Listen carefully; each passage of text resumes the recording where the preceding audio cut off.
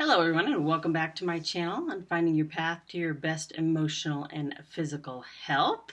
So today's topic is going to be a short one, but again it's going to kind of go on with our complex trauma series and how to deal with shrinking the inner critic. So please, if you like what you hear today, please feel free to share it with anyone else that might need to hear this information, and also don't forget to click subscribe so we can continue to give you videos every couple of days and you won't miss a single thing. So with that, let me get on to today's topic. We're just going to talk about a few final tips on how to help shrink that inner critic. We've been talking a lot about the inner critic that comes with toxic parents and the shame and guilt that comes along that kind of contributes to those emotional flashbacks. And the parental contempt is really kind of what develops this and helps that piece of emotional abuse that kind of leads to that toxic shame. Some shame, as I've talked about in some other videos, is normal when you feel bad about something you've done. But in general, you shouldn't feel bad about who you are, especially if you've worked towards trying to be the best person you can be and things like that. So in general, you may want to make changes about your life, but you don't feel bad about who you are, and there's some level of acceptance. If your parents don't provide that early on, that toxic shame develops, and that's that kind of inner critic piece. So even though shame can be normal, we want to know, again, how to reduce that kind of inner toxic shame brought on by parents. So a lot of that can be created by abandonment and understanding that and kind of grieving that piece that you did not have the parents that you maybe hoped for, so that parental neglect and that stuff like that. And to be able to grieve that and accept that as part of the past, and that you can provide or have other people in your life provide some of those things now, will help heal and shrink that inner critic. So it kind of develops because when you're a little kid, your parents are too big to blame for things. So it's much easier to turn the blame in on themselves, and that's how it turns into shame. So we don't want people to get stuck in that cycle, but it happens. So we want people to develop beyond that as an adult and realize that they are no longer that small child. And then there's other people that can take blame as appropriate, as well as if you're to blame for something, you can take your blame as appropriate. And it's kind of a little bit more balanced. So we want people to just understand that there's ways that this develops that you couldn't help, and it's not your fault. So we've talked a lot in some of these other videos about perfection and understanding that striving for perfection really helps people try to have a sense of control, and that's kind of how it develops. So if we stop striving for that perfection all the time, then we can kind of let go of that need to control everything and learn more about what we can and cannot control.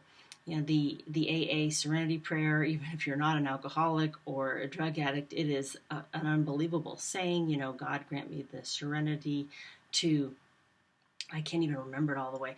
God grant me the serenity to see the things that I cannot change, and change the things that I can, and the wisdom to know the difference, something like that. And I love to talk about it with clients, and even though I clearly don't remember it that well, but the concept is so important.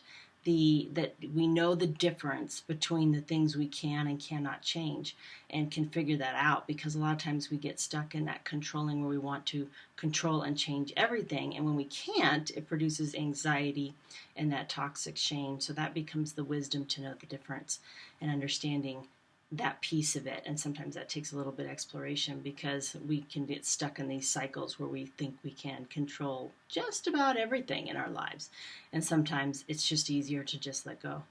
And that's another saying that you sometimes is found in some of those things, is let go and let God, which let go and let the universe, whatever you believe in, let something happen and trust that the right things will come to you and you'll be open to receive them, whether it be energetic, whatever your belief system is. I found that really will happen when you learn to relax and let go of some of the things you think should be. We've talked a lot about shoulding all over yourself and thinking things should be a certain way when we don't really know.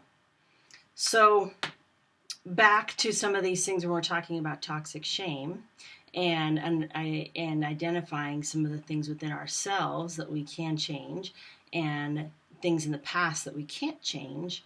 So we know that neurobiology tells us that by these we get these biologically ingrained patterns that are just built into our brain because of what we've been told over and over and over again. So that's what happens when you're a kid. So you can't change the past, but you can change those biological patterns because we've learned that through repetition we can kind of reform those a little bit because they were formed, of course, with repetition when we were a kid, and then reform them a little bit more effectively into more positive stuff, but it will not happen overnight.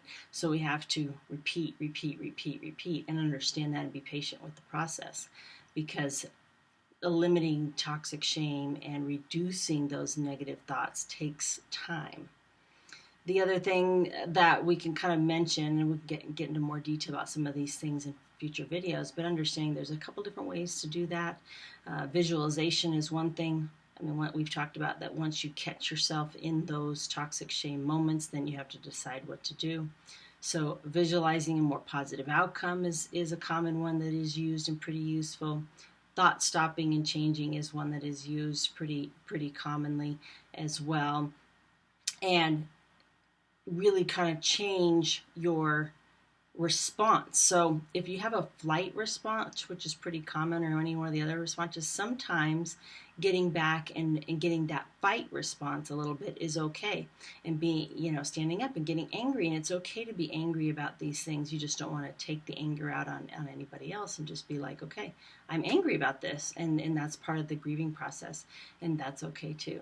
So all of those things are important in kind of adapting and changing the inner critic and kind of helping that stuff heal. And we'll get into more detail on some of those things in later videos.